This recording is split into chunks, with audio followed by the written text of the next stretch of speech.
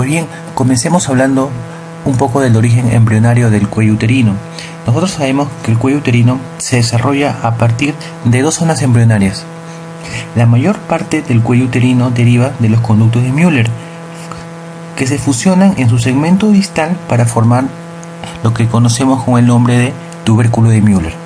Pues bien, ese tubérculo de Müller forma una oquedad, o un vacío en su parte central, recubierto de un epitelio monocapa cilíndrico con glándulas. Bien, luego aproximadamente acerca de la semana 16 del embarazo de la vía intrauterina, la placa urogenital se extiende hacia su parte superior. Perfecto, para fusionarse con el tubérculo de Müller, formando también una oquedad central y formar la vagina rudimentaria. Pero en este caso el epitelio ya no es cilíndrico plano, sino más bien va a ser un epitelio poliestratificado escamoso. Entonces es así como se forma una parte superior con un epitelio cilíndrico y una parte inferior con un epitelio escamoso poliestratificado. Hablar de cuello uterino es tener que conocer a profundidad, conocer muy bien lo que es la zona de unión endocervical, lo que conocemos, ¿no? La unión escamocolumnar, la zona en la cual el epitelio poliestratificado deja de ser plano estratificado para pasar a ser un epitelio cilíndrico simple, glandular. Esa zona en la cual se produce este proceso va a tener una ubicación primaria o nativa. Con el transcurrir de los años de la vida de la mujer, esta unión escamocolumnar va a cambiar, va a ser otra, debido ya sea a infecciones, ya sea a inflamaciones repetidas, al pH, a los cambios hormonales. Va a hacer que esta unión escamocolumnar migre hacia un lugar más interior del cuello del útero, y toda esa zona en la cual se va a limitar la unión endocervical nativa y la nueva unión endocervical, esa zona va a ser lo que nosotros conocemos como la zona de transformación. Y es importante conocer esta zona de transformación porque es a este nivel donde se van a comenzar a formar las lesiones precancerosas, las cuales conocemos con el nombre de metaplasia inmadura o displasias. Las displasias leves, displasias moderadas, displasias severas, carcinoma in situ, carcinoma invasor. Por lo que es importante conocer muy bien esta zona y los límites, ¿no? Entonces, bien, de todo este enredo de palabras, lo importante es, o que se graben ustedes, que conocemos como zona de transformación aquella zona ubicada entre la unión escamocolumnar nativa y la unión escamocolumnar nueva. Bien, eso igual vamos a ver imágenes más adelante sobre ello, con los cuales vamos a entender con mayor precisión. Bueno, aquí hay una imagen de la colposcopía, ZT, zona de transformación. Como vemos, en la parte superior hay una zona de transición que es la nativa, pero con el transcurrir de los años, los procesos infecciosos, los cambios del pH, el embarazo mismo hacen que esta zona migre y se interiorice, como se aprecia, baja. Toda esa zona limitada entre esas dos uniones escamocolumnares es lo que conocemos con el nombre de zona de transformación. Aquí otra imagen para que más o menos conozcan, vayan entendiendo esto. El ectocervix tiene un epitelio escamoso poliestratificado, grueso, resistente, mientras que el epitelio cilíndrico, el epitelio del endocervix, cilíndrico, monocapa, glandular, menos resistente a los procesos hostiles, por lo que se va a producir un proceso fisiológico que conocemos como ectropio, en la cual este epitelio cilíndrico se exterioriza hacia el ectocervix, quedando expuesto a una zona hostil como es la zona de la cavidad vaginal. Entonces esta zona cilíndrica que está siendo expuesta a una zona lesiva, una zona hostil, va a sufrir inflamaciones, va a producir una serie de cambios y se va a producir a este nivel la metaplasia. ¿Qué es la metaplasia? La metaplasia es el cambio de una célula madura por otra célula distinta pero también madura, por lo cual no sería premaligno o no sería un cambio maligno, sino que debido a la exposición de un epitelio cilíndrico no preparado para una zona hostil, debido al ectropio, es reemplazado por un epitelio sí preparado para ese tipo de zonas hostiles, como es el epitelio escamoso plano poliestratificado. Y esa zona lo conocemos como zona de transformación. ¿Y qué es lo que va a favorecer que se forme esta zona de transformación? Pues bien, durante la vida, durante la pubertad, los estrógenos van a producir en el epitelio superficial del cervix la producción o almacenamiento de gran cantidad de glucógeno. El glucógeno va a ser utilizado por los lactobacilos de Dodderlein, los cuales estos bacilos de Dodderlein van a transformar el glucógeno, van a producir ácido láctico, con lo cual se va a acidificar el pH. Y esta acidificación del pH del cervix es el mayor estímulo para la formación de la zona de transformación. Entonces, la pregunta que les podrían hacer es: ¿cuál es el mayor estímulo para la formación de la zona de transición o la zona de transformación? Es el pH vaginal, debido al estímulo estrogénico. Bueno, aquí un corte histológico en el cual podemos apreciar cómo el epitelio del endocervix cilíndrico plano con los núcleos basales cambia en esta unión, en la unión escamocolumnar, cambia a un epitelio poliestratificado, un epitelio escamoso plano. Bien, eso es la unión escamocolumnar de la cual les he estado comentando. Ahora hablemos de las patologías benignas y luego de las malignas. Bien, hablar de cervicitis, bueno, con su nombre lo sugiere, es la inflamación del cuello uterino, debido a una serie de procesos que se dan en la vida, ¿no?, de la mujer, en el coito, durante el parto.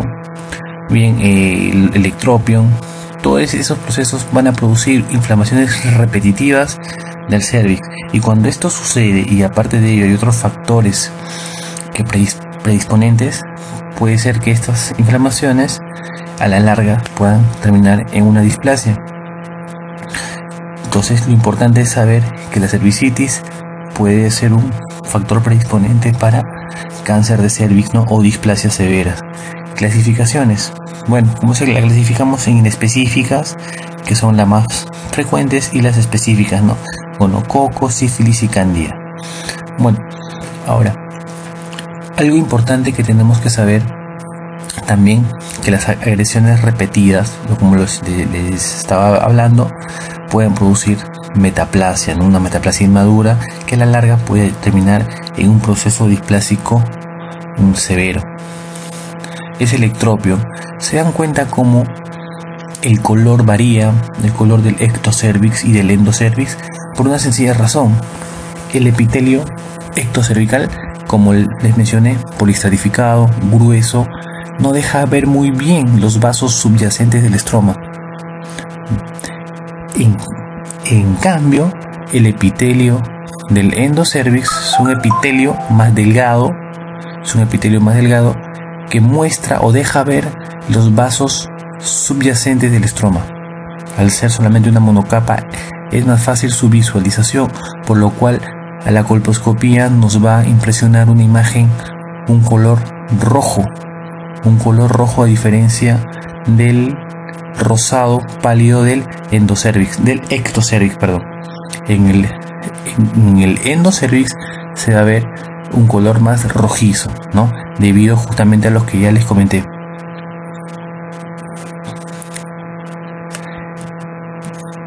Bien, entonces, ¿qué es la metaplasia? Como les había comentado, es importante que eso quede grabado. La metaplasia es el proceso en el cual una célula madura se convierte en otra célula distinta, pero también con una maduración y diferenciación normal.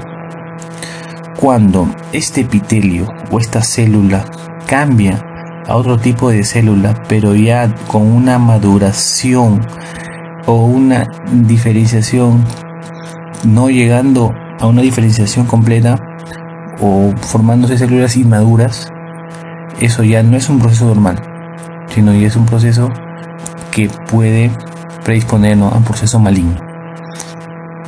Entonces, la metaplasia ocurre de manera fisiológica cuando es una metaplasia madura. Células cambian llegan a diferenciarse y a madurar de manera completa. Es un proceso normal, y justo a este nivel en el cual nosotros vamos a encontrar lo que conocemos como los quistes de Nabot. Recordemos que en el endocervix esas células cilíndricas se invaginan en el estroma para dar la impresión lo que nosotros conocemos como las glándulas endocervicales, y la obstrucción de estas glándulas endocervicales es lo que conocemos como el nombre de quistes de Nabot, que es algo normal, algo fisiológico que se encuentra en este proceso de metaplasia. De los pólipos cervicales, que es una prolongación pediculada del tejido endocervical. ¿Qué es lo que tenemos que saber de esto? Que es la tumoración del cuello uterino más frecuente. El síntoma más frecuente es el sangrado, ¿no? Está dentro de los diagnósticos diferenciales en las hemorragias uterinas anormales. Y bueno, el tratamiento es una extirpación por torsión, ¿no? Y siempre es importante la anatomía patológica, debido a que un pequeño porcentaje, del 1% aproximadamente, contienen zonas de carcinoma.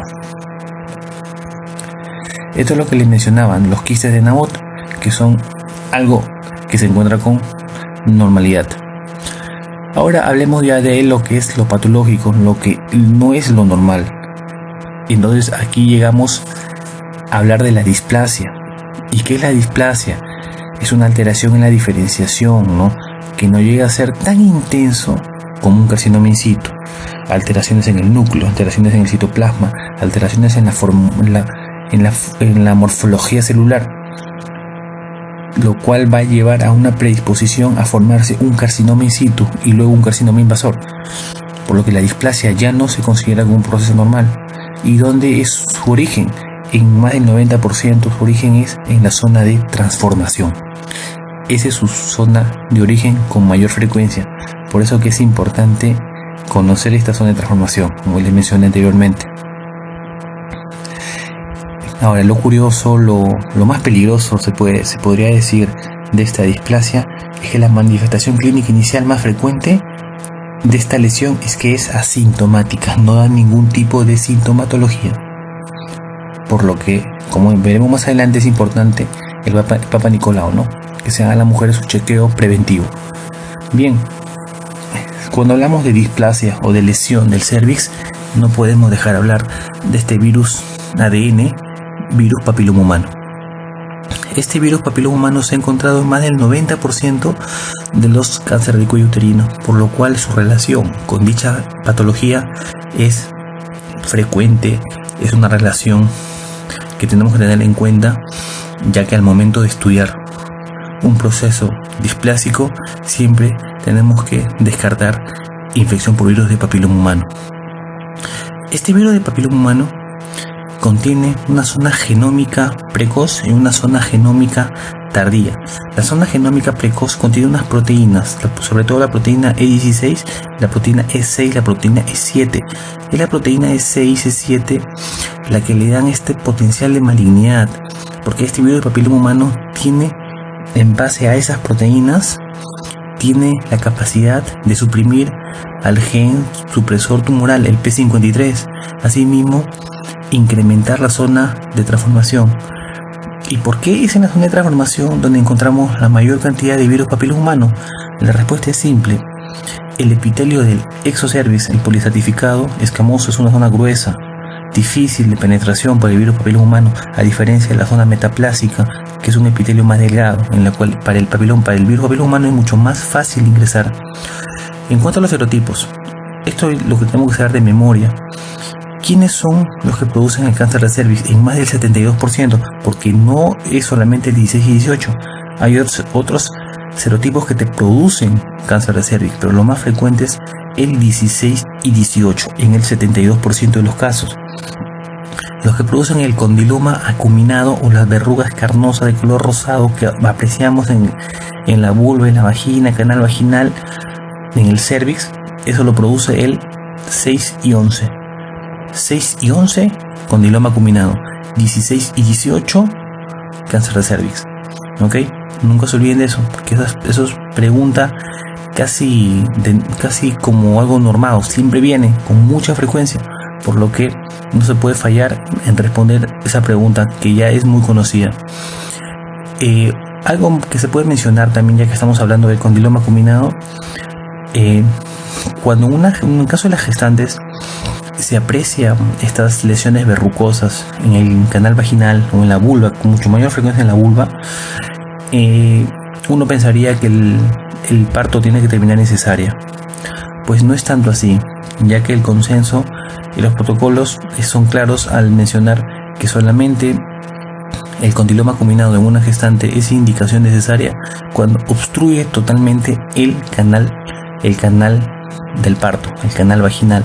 De lo contrario, la mejor vía del parto es la vaginal, siempre con un pequeño riesgo muy bajo de que el recién nacido pueda formar papilomatosis laríngea, ¿no? Proceso benigno, pero que el bebito podría contraer al momento del descenso por el canal del parto. Aunque entonces ustedes dirían, pero si esto produce el parto vaginal, el condiloma, ¿por qué se le da parto vaginal y por qué solamente se espera que obstruya totalmente el canal del parto?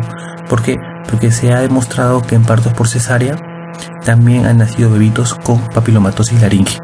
Por lo tanto, no es indicación de cesárea, a no ser que obstruya el canal vaginal.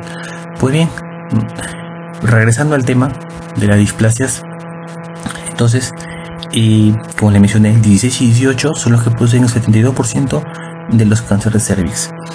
Ahora salió la vacuna contra el virus papiloma humano, la vacuna tetravalente y la bivalente. La tetravalente protege contra el 6, 11, 16 y 18, mientras que la bivalente solamente protege contra los serotipos 16 y 18.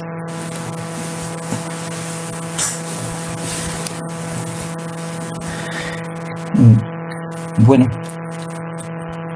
entonces es importante que ustedes memoricen esos numeritos. El virus papiloma humano. Puede ser que la paciente, al momento de contraer este virus papiloma humano, a los meses o a las décadas, pueda producirse la displasia o puede iniciar este proceso displásicos. No hay un tiempo de incubación, un tiempo de latencia, un tiempo definido. Pueden ser meses como pueden ser años. Lo que sí es recordar que el cáncer de cervix, según un 95% de casos aproximadamente, son virus papiloma humano positivo. Esta es la clasificación de Richard de las displasias, ¿no? Y es una clasificación antigua, aproximadamente del año 1968 aproximadamente, en el cual se clasificaban las displasias según el grado de alteraciones nucleares y el grado de mitosis que se produciría. Cuando las anomalías nucleares eran leves, la mitosis celular afectaba el tercio basal del epitelio, se conocía como un NIC1. El NIC2, cuando las alteraciones nucleares ya eran un poco más llamativas, un poco más importantes, y la mitosis afectaba aproximadamente 2/3 basales. Ese es el NIC2. El NIC3 ya era una displasia severa o carcinoma in situ, respirando la membrana basal, con importantes alteraciones nucleares, importantes mitosis no habiendo una maduración ni diferenciación celular. Hay un esquemita, una imagen, cuales ustedes se pueden ir guiando y darse cuenta más o menos, interpretando cada uno de los procesos según su severidad, tomando en cuenta la mitosis y las alteraciones nucleares. Pregunta: carcinoma in situ, hasta que respeta la membrana basal. Carcinoma invasivo, cuando se rompe la membrana basal, como apreciamos en esta imagen en su parte inferior derecha, como la membrana basal ya no es respetada y comienza a invadir otras zonas, ¿no? Ahí está, para que lo tengan claro. Pues bien, luego sale otra clasificación, que es la vigente actualmente, que es la clasificación de Bethesda, ¿no? En el cual ya no se clasifica en ni leve, moderado ni severo, sino en lesión intraepitelial de bajo grado y lesión intraepitelial de alto grado. Bien, la lesión intraepitelial de bajo grado, ahí incluye los NIC1 y la coilocitosis, o sea, cuando las células del cervix están infectadas por el virus papiloma humano. Esa más el NIC1 entran dentro de la categoría de lesión intraepitelial de bajo grado, mientras que la lesión intraepitelial de alto grado estaría el NIC2 y el NIC3. Bien, aparte de ello tenemos el ASCUS y el AGUS. ¿Qué era el ASCUS? Células escamosas atípicas de significado incierto, y el AGUS, glándulas atípicas de significado incierto. No llega a ser algo benigno, ni tampoco llegan a tener alteraciones que puedan llegar a que nosotros podamos suponer una malignidad con mucha certeza, por lo cual aquí quedamos como una diatriba, no una duda, si es maligno o es benigno, ¿no? Por eso su nombre lo dice, ¿no? De significado incierto. Y más adelante vamos a ver qué es lo que se hace en esos casos. Método diagnóstico: la clínica, el test de Papa Nicolau, que es el screening. Lo primero que se hace al momento de hacer el diagnóstico, como ustedes saben, consiste en la toma de muestras, ¿no? Con un hisopo o un cepillo del OSI, del orificio cervical interno, y luego del orificio cervical externo, ¿no? Y ahí se van a ver si hay anormalidad de las células, algún tipo de alteración, para luego pasar a la colposcopía, ¿no? Que es la visualización, ¿no? Con un aumento de 20 veces, ¿no? Con un microscopio, pues, el colposcopio tiene una estructura, ¿no? Similar a un microscopio, en el cual se va a visualizar el cuello con un aumento, en el cual se va a poder ver y con un aumento a 20 veces, ¿no? Y poder visualizar bajo la ayuda de un filtro verde, con la ayuda del ácido acético y con el UOL, ¿no? Lo cual vamos a explicar más adelante, en qué consiste cada uno de ellos. Y si es que en el momento de la colposcopía se aprecian lesiones que te pueden sugerir algo anormal, se toma la biopsia, ¿no? Y bueno, el cono diagnóstico y luego estudio de endocervix. Eso lo vamos a hablar más adelante.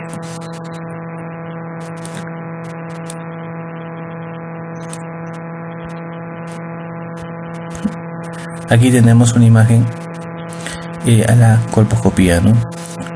Cómo se ve el cuello, uterino. Bien, como les decía, ¿qué consiste el IVA? Inspección visual con ácido acético al 3 o 5%. Consiste en pintar la zona cervical con este ácido acético al 3 y 5%, y las zonas sugerentes, las zonas displásicas, se van a pintar de color blanco, ¿no? Lesiones aceto blanco. ¿Por qué? Porque las lesiones displásicas, ¿cuál es el fundamento del ácido acético? Que las células displásicas tienen gran contenido de proteínas, y esta aglutinación de estas proteínas nucleares me va a dar esta coloración blanquecina, ¿ya? Debido a que tienen también mayor densidad su citoplasma, por lo cual esta coloración blanquecina va a ser más frecuente en este tipo de células. La deshidratación del citoplasma las alteraciones de las citoqueratinas que se encuentran muy alteradas en los procesos displásicos, también ayuda a la coloración blanquecina, por lo que las zonas que se pinten acetoblancos van a ser zonas muy sospechosas de malignidad, zonas de displasia, ¿no? Por lo que esta es una gran ayuda, el ácido acético, al momento del estudio del cervix. Bueno, el otro es el test de Schiller, que nosotros conocemos como con la tinción de Lugol, ¿no? Del Lugol yodado. Las zonas que no se pintan con Lugol también vendrían a ser zonas con sospecha de malignidad, ¿no? Zonas sospecha de malignidad. El epitelio cilíndrico es yodo negativo, recuerden. Y mientras que el epitelio escamoso sí tendría que pintarse de color azul a la tinción con Lugol. Ahora, ¿por qué? Recordemos, como ya hemos mencionado, el epitelio escamoso poliestratificado por acción del estrógeno contiene gran cantidad de glucógeno.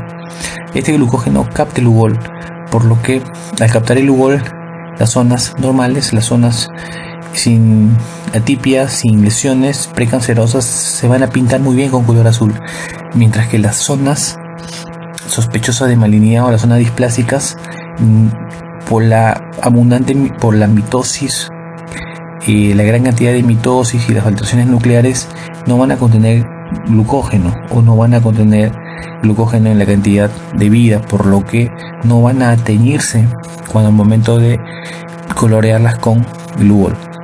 Entonces, las lesiones acetoblancas más las lesiones yodo negativas, esas zonas son sospechosas de displasia y son zonas que deberían biopsiarse, ¿no?, al momento de la colposcopía. Aquí en esta imagen apreciamos en el labio anterior, ¿no?, una lesión que no capta yodo. Estamos en el ectocervix, ¿no? Es una lesión que no capta yodo. Es un color medio amarillo, ¿no?, más o menos a nivel de la unión escamocolumnar. Entonces esa zona también es una zona de sospechosa, ¿no?, de displasia.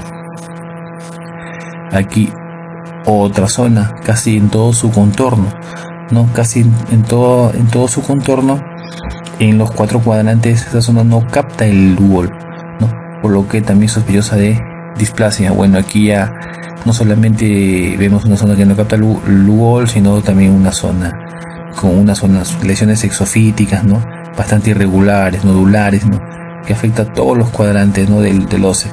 Ya esto, inclusive obliterándolo, esto ya es un carcinoma, ¿no? Esto ya es un proceso ya de carcinoma. Bien, otra imagen, labio anterior no capta el Lugol, ¿no? La inspección visual del ácido acético, igualito como apreciamos ahí, ¿no? En el labio anterior y labio posterior, zonas acetoblancas, ¿no?, que no captan el ácido acético, tan muy sugerentes de malignidad. Entonces, con lo que tienen que quedarse ustedes básicamente es lesiones acetoblancas, lesiones yodo negativas, ¿no?, a la colposcopía sospechosa de malignidad, ¿no? Resuman todo lo que les dije en esos conceptos que son básicos, elementales. Ahora, también les había mencionado del filtro verde. ¿Qué era el filtro verde? Eso se utiliza bastante en ginecología, en lo que es colposcopía, para poder visualizar los neovasos o la neoformación vascular. Es ahí también que tenemos que hablar de lo que son los mosaicos. ¿Qué son los mosaicos? Son la visualización de los vasos del epitelio glandular que se encuentran comprimidos por la abundante mitosis, ¿no?, de las células displásicas, que le van a dar esta forma de punteado, ¿no?, un punteado alrededor de una zona displásica. Eso es lo que nosotros conocemos con el nombre de mosaico, ¿no?, y que son zonas también sospechosas de displasia. Una imagen más o menos como es que nosotros realizamos un Papa Nicolau, ¿no?, tomando muestra, como vemos ahí, con un cepillito de la zona más interna y de la zona externa también, ¿no?, con una espátula, con otro tipo de instrumento, para poder obtener una buena muestra, ¿no? El tratamiento. Bien, ¿cómo es el tratamiento? Perfecto. En el caso de un un AGUS, o sea, lesiones de significado incierto, se le toma el test del VPH, ¿no? Del PVH, del virus papiloma humano. Es importante saber si estas lesiones tienen el virus papiloma humano y qué tipo de métodos, qué tipo de exámenes tenemos para poder captar la presencia o no del virus papiloma humano. Pues tenemos la captación híbrida, que es el que te da mayor sensibilidad y especificidad. Tenemos la reacción en cadena de la polimerasa y tenemos la hibridación in situ, ¿no? Esos tres exámenes están vigentes para poder nosotros captar la presencia del virus papiloma humano. Entonces, si en una lesión de ascus o agus son virus papiloma humano, debería un seguimiento de aproximadamente 3 meses, ¿no? O sea, un seguimiento de 3 meses para ver que no vaya a producirse un proceso displásico a ese nivel, ¿no? En el caso de los NIC o en el caso de los LIES de bajo grado, en el caso de los NIC 1, ¿qué es lo que se hace? Observación, nada más, observación y seguimiento en 3 meses y luego 6 meses. Pero sin embargo, si es que se quiere hacer un tratamiento, puede hacerse una electrocoagulación o una criocirugía, ¿no? O un láser. ¿Y qué se hace en el caso de tener una lesión de alto grado? Ahí sí el tratamiento es la conización o el cono frío o el conolip, ¿no? Podría realizarse. O también la histerectomía convencional, ¿no? Eso dependiendo de los deseos genésicos de la mujer. Pero recuerden, en el caso del LIE de bajo grado, observación, o de lo contrario, coagulación con láser, ¿no? O criocirugía. En el caso de los LIE de alto grado, que lo que se hace es la conización, ¿no? Cono frío, también puede hacerse conolip, dependiendo de la extensión de la lesión. Carcinoma invasor de cuello. Ahora pasamos a hablar ya cuando estos procesos displásicos ya avanzan a un proceso ya de carcinoma invasor, ¿no? Cuando se rompe la membrana basal. Bueno, sabemos que es una de las patologías más frecuentes en la mujer, ¿no? Junto con el cáncer de mama, por lo cual su screening o su diagnóstico precoz es muy necesario. ¿Qué factores de riesgo es importante conocer? Esto recuerden que también es frecuente en las preguntas, ¿no? En los exámenes, factores de riesgo, ¿no? Para cáncer de mama, cáncer de endometrio, cáncer de ovario, siempre nos preguntan, ¿no? ¿Cuáles son los factores de riesgo? Porque en el cáncer de cervix, nunca olvidar las conductas sexuales. ¿Por qué? Porque mientras más compañeros sexuales tiene una mujer, es mayor la probabilidad de infectarse del virus papiloma humano. Aparte, también estudios demuestran también la relación que hay entre herpes tipo 2, ¿no? El tricomona, la clamidia trachomatis, ¿no? Relacionado al cáncer de cervix. Y recuerda que dijimos también las cervicitis repetidas, ¿no? La repetición, todo ello también, debido a una conducta sexual ligera, podría a la larga también producir este tipo de enfermedad, ¿no? Del carcinoma de cervix. La multiparidad es algo que yo siempre les menciono. La multiparidad siempre es factor de riesgo para todo, para parto podálico, para distosia de hombros, para toda patología obstétrica o ginecológica. La multiparidad es un factor de riesgo, excepto para el cáncer de ovario, ¿no? En el caso del cáncer de ovario, también es un factor protector, pero casi en todo lo demás, la multiparidad es un factor de riesgo bastante conocido. La baja condición socioeconómica, debido a los bajos recursos, la baja accesibilidad a exámenes de screening precoces, también llevarían a estas personas ser más proclives, ¿no? A padecer cáncer de cervix, ¿no? Bajo nivel educativo, casi por el mismo mecanismo que la baja condición socioeconómica, podrían llevar también a predisponer al cáncer de cervix, ¿no? El tabaco siempre factor de riesgo, ¿no? Eso ni olvidar, casi para todo tipo de cáncer el tabaco es un factor de riesgo. Pues recuerden que en otras patologías son factor protector, ¿no? Por su acción antiandrogénica, pero para el cáncer de cervix es un factor predisponente. Y Aquí tenemos al participante, tenemos acá el elemento más conocido y más temido para el cáncer de cervix, ¿no? El virus papiloma humano. Y ya lo había comentado anteriormente. Lo que les dije, ¿no? La infección por herpes tipo 2 también. Las mujeres que utilizan anticonceptivos orales por más de 5 años, se ha encontrado una gran relación entre la toma de anticonceptivos orales y la predisposición al cáncer de cervix.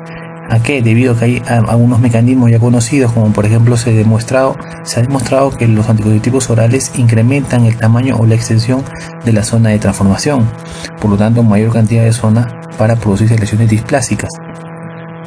Y bueno, y otros factores de riesgo que todavía no se han evidenciado, por lo menos no hay una evidencia clara de que puedan producir el cáncer de cervix, pero que es bueno tener en cuenta, ¿no? El grupo sanguíneo A, se dice, el alcohol, la administración de dietilvestrol, ¿no? En gestantes con feto femenino, en fin, esos son todos los factores de riesgo conocidos hasta el momento. Ya, la pregunta podría hacerles también, ¿cuál es el tipo de cáncer de cervix, ¿no? Más frecuente, ¿no? De todos los tipos de cáncer de cervix, ¿cuál es el más frecuente? No lo duden, es el escamoso, ¿no? El epidermoide de células escamosas. Ese es el más frecuente cuando hablamos de cáncer de cervix, en aproximadamente el 90% de los casos. Entonces, eso es lo que tienen que saber de memoria. Cáncer de cervix, células escamosas, ¿no? Epidermoide, ¿no? Eso algo que tenemos que tener en nuestra mente, igual como virus papiloma 16 y 18, ¿no? Y lo que predispone más al cáncer de cervix, células escamosas, es el tipo, ¿no?, histológico más frecuente al momento de hablar de cáncer de cervix. La clínica, la metrorragia, el famoso sangrado en lavado de carne, ¿no?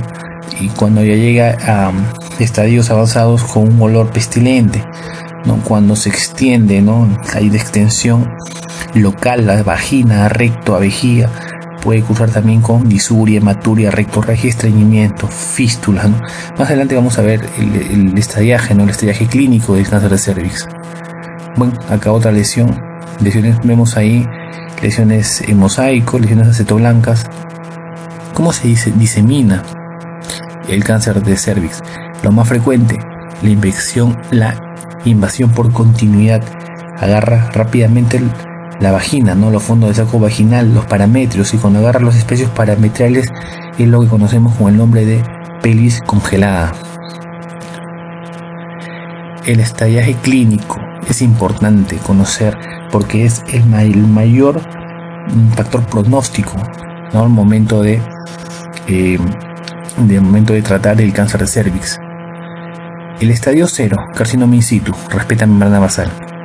El estadio 1, microscópico, una lesión confinada al cuello.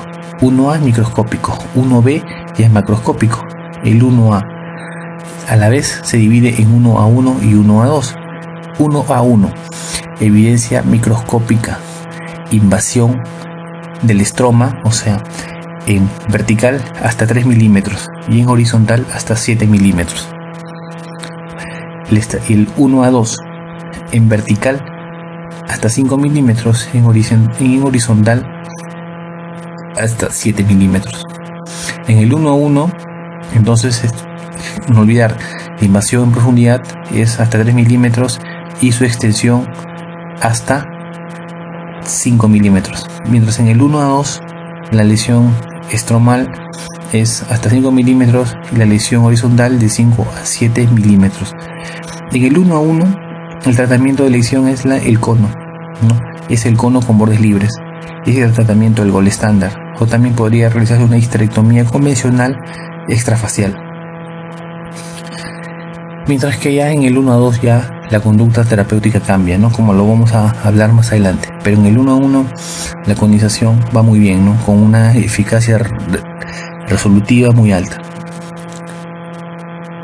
Entonces aquí ya lo entendemos mejor.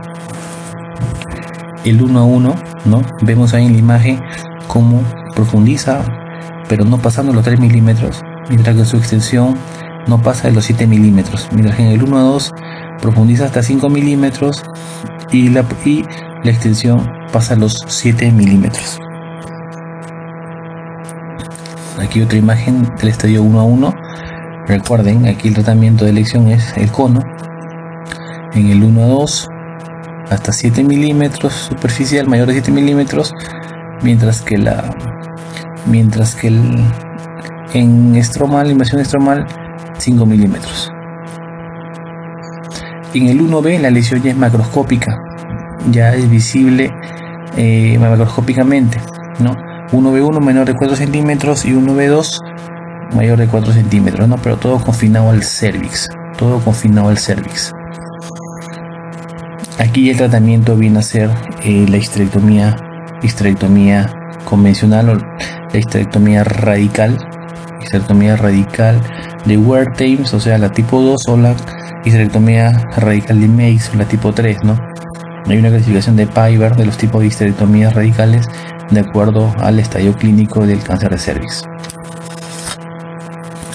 En el estadio 2 se extiende más allá del cervix, pero no llega a pared pélvica lateral ni a tercio inferior de la vagina. En el 2A llega a tercio superior de la vagina, ¿ok? En el 2A llega a tercio superior de la vagina, y a su vez el 2A se clasifica en 2A1 y en 2A2. 2A1 cuando es menos de 4 centímetros y 2A2 cuando es mayor a 4 centímetros. Estadio 2B. En el estadio 2B ya afectan los parámetros, ¿no? Ya hay afección de los ligamentos, ¿no? Parametriales. Ahora, el estadio 3. El estadio 3A, cuando ya toma el tercio inferior de vagina. El estadio 3B, pared pélvica con hidronefrosis. El estadio 4, también la clasificamos en 4A y 4B. Mucosa, con el 4A cuando agarra mucosa vesical, mucosa rectal. Y la 4B, metástasis a distancia, ¿no? Ya en estos estadios el tratamiento ya de elección viene a ser la quimioterapia, ¿no? O la radioterapia. Aquí una imagen de un estadio 3A, ¿no?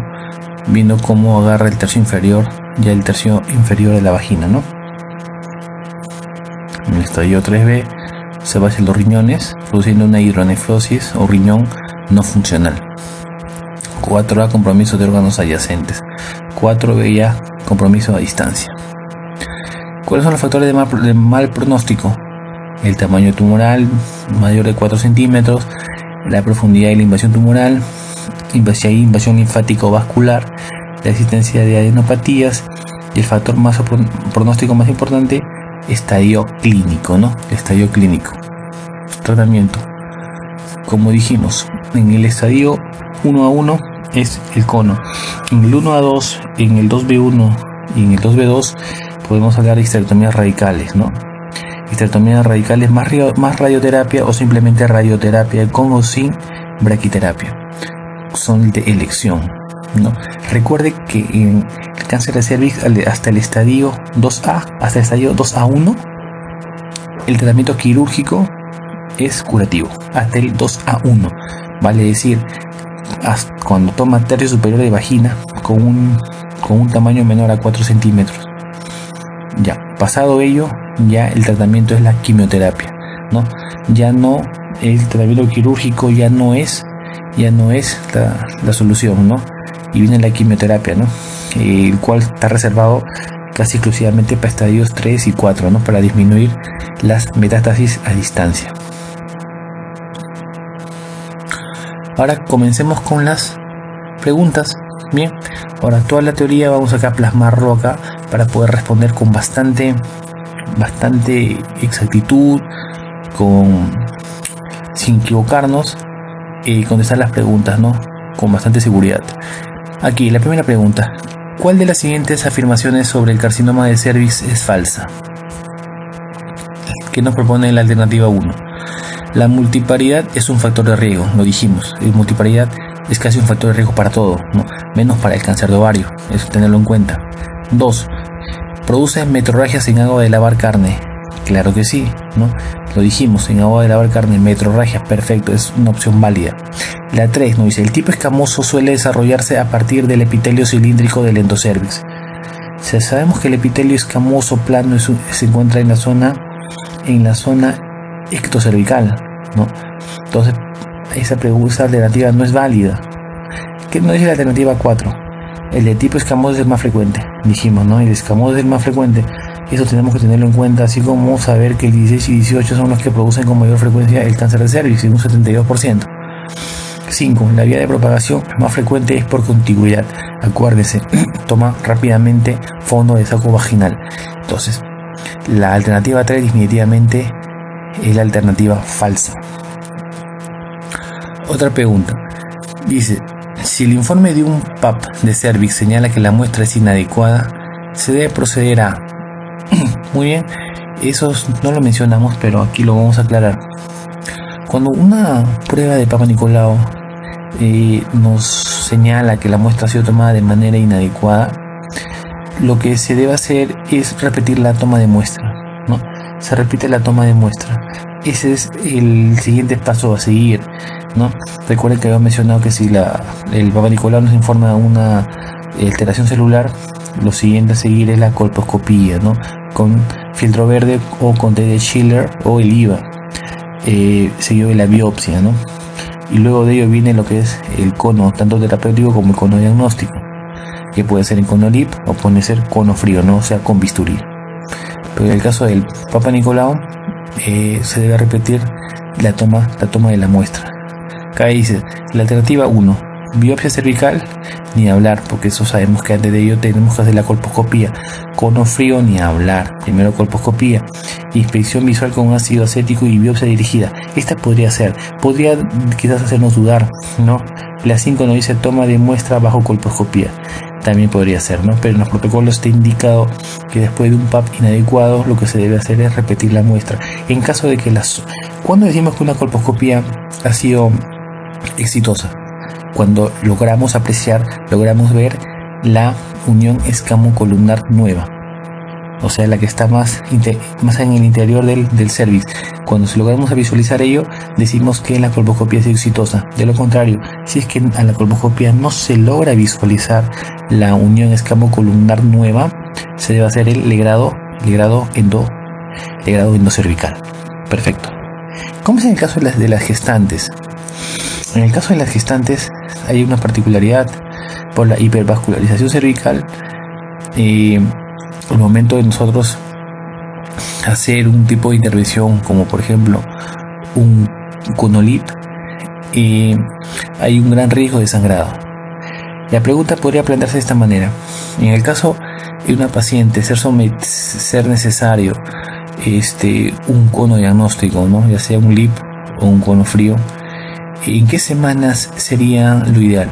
Pues bien, la bibliografía nos indica que entre las 14 y 20 semanas son las semanas ideales para realizar un conolip, ¿no? Un cono diagnóstico o terapéutico. Pero con mayor seguridad en la semana 16 se debería realizar. Es lo que la bibliografía nos dice, ¿no? En el primer trimestre no se debería realizar porque se ha comprobado que hay mayor riesgo de pérdidas. Y mientras más avanza la gestación al tercer trimestre, mayor riesgo de sangrado. Por eso que entre las 14 y 20 semanas es el mejor momento para tomar una muestra de cono, un conolip o un cono frío, ¿no? Bueno, aquí ya ni hablar. ¿Cuáles son los siguientes serotipos de papilomavirus que tienen capacidad oncogénica? 16 y 18 en el 72% de los casos. Lo dijimos, 6 y 11 condiloma acuminado. Perfecto. Algo más que podemos hablar acerca de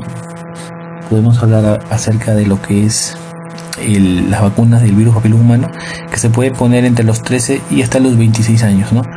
Y esas son las edades en las cuales se podría aplicar la vacuna. También puede hacer pregunta de examen. Bueno, aquí nos plantea un caso clínico, ¿no? Gestante 36 años, gesta 4 para 3003, o sea, una paciente que actualmente está gestando, que ha tenido 3 partos a términos, que actualmente esos 3 productos están vivos, tiene 20 semanas por última regla, dice, y altura uterina. El Papa Nicolau nos informó de una lesión intraepitelial al dorado. La colposcopía satisfactoria. ¿Por qué sigue satisfactoria? Porque seguramente se ha llegado a observar la unión escamocolumnar nueva, muestra epitelio seto blanco y mosaico en el rayo 12. ¿Cuál es el paso más apropiado a seguir? Dijimos, luego del Papa Nicolau, la colposcopía, ¿no? Si a la colposcopía se le ven lesiones, hay que biopsiar, ¿verdad? Hay que biopsiar. Pero en este caso también está dentro de las alternativas la conización con asa de alambre. Entonces nosotros preguntaríamos cuál es el paso más apropiado.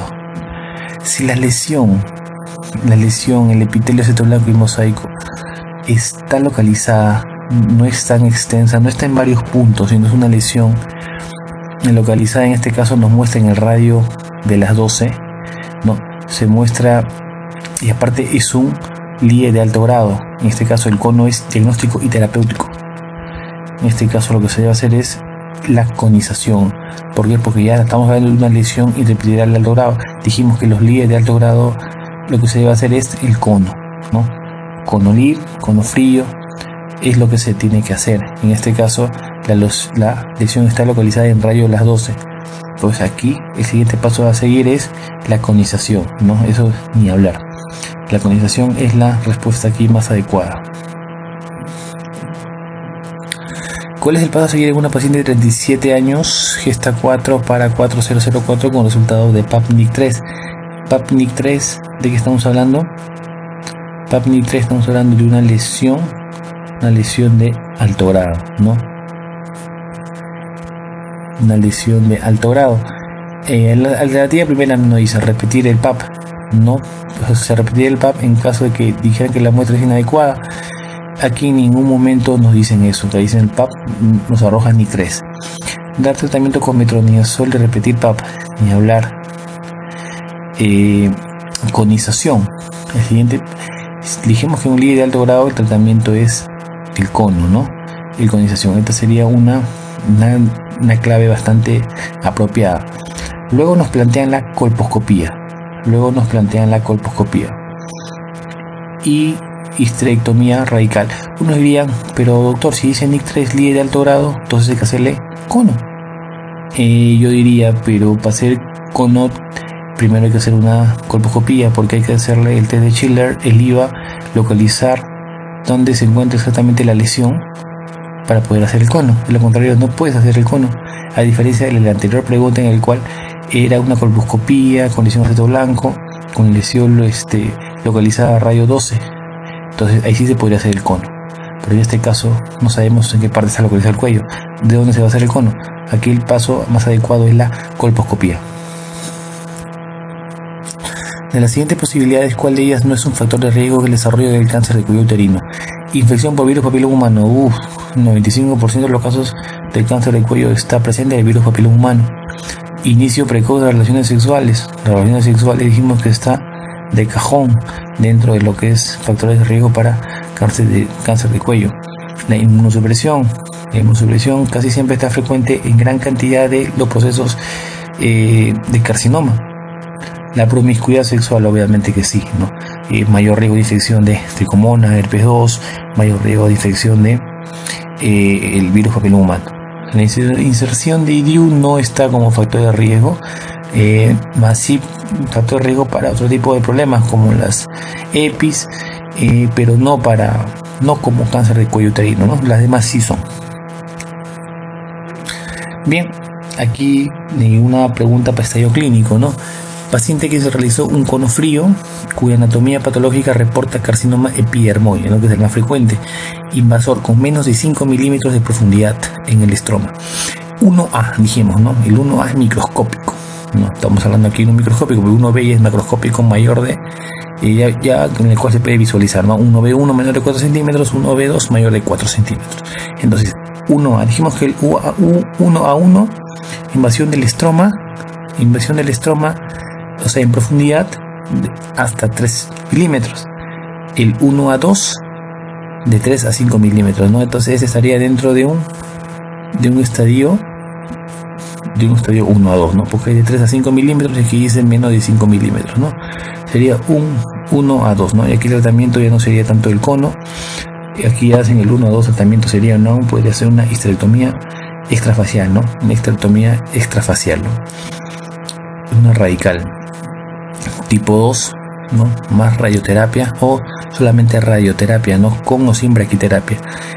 Ambos tratamientos han demostrado una eficacia similar, ¿no? Por lo cual cualquiera de las dos podría hacerse. Mientras que en el 2-1 tratamiento de elección es la histerectomía radical tipo 3, ¿no? La de Wartime, la de Meigs, en el cual ya se toman ya los ligamentos desde sus orígenes, ¿no? Se saca la mitad de la vagina y la mitad superior de la vagina. Eso ya en la clasificación de Pivar se especifica muy bien, pero para motivos de examen es suficiente con lo que les estoy mencionando. Otro caso clínico. Una mujer de 49 años de edad se le realiza un PAP y el resultado se informa como una neoplasia intracervical 3, una lesión de alto grado. Usted indicaría el siguiente procedimiento: después del PAP, colposcopía y biopsia dirigida, ni hablar. Conofrío diagnóstico, olvídense de eso. Primero colposcopía con test de Schiller, filtro verde y el IVA, ¿no? Sin inspección visual de ácido acético. Luego de eso, si que la lesión tiene bordes libres, se puede hacer un cono frío. Si la lesión está muy diseminada, es muy irregular, podría ser un cono frío, no sea con bisturí. En este caso, colposcopía y biopsia dirigida, ¿no? ¿Qué es la metaplasia escamosa? Dijimos el cambio de un epitelio maduro por otro epitelio diferente, pero también con una maduración y diferenciación normal. No, en este caso, el epitelio cilíndrico simple glandular es reemplazado por un epitelio escamoso, ¿no? La clave A es la respuesta. Aquí, estadiaje clínico, ¿no? Paciente de 40 años que viene con sangrado postcoital desde hace 2 semanas. Al examen pélvico, cervix ulcerado, hipertrófico, sangrante, poco móvil. Cuerpo uterino 6 centímetros, anexos no palpables al tracto rectal, útero duro con parametrios tomados en sus 2/3 internos.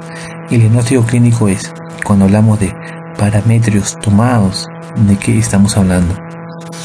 Parámetros tomados, y estamos hablando de un estadio.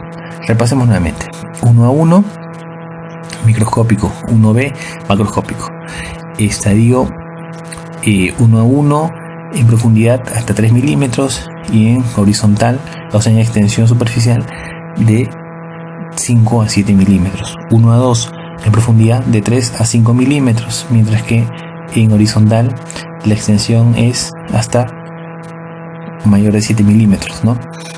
Ahora, en el estadio 2B, tenemos el 1B, el 1B1, una lesión ya macroscópicamente evidente, menor de 4 centímetros, y 1B2 mayor de 4 centímetros. En el estadio 2, en cáncer de cervix estadio 2, ya vemos que en el 2A se toman los parámetros, ¿no? Mientras que en el 2A toma de tercio superior de vagina, ¿no? Tercio superior de vagina, y en el 2B ya toma de parámetros, ¿no? Entonces aquí nos informan que al tracto rectal se encuentran los parámetros tomados. Entonces aquí estamos hablando de un cáncer de cervix estadio 2B.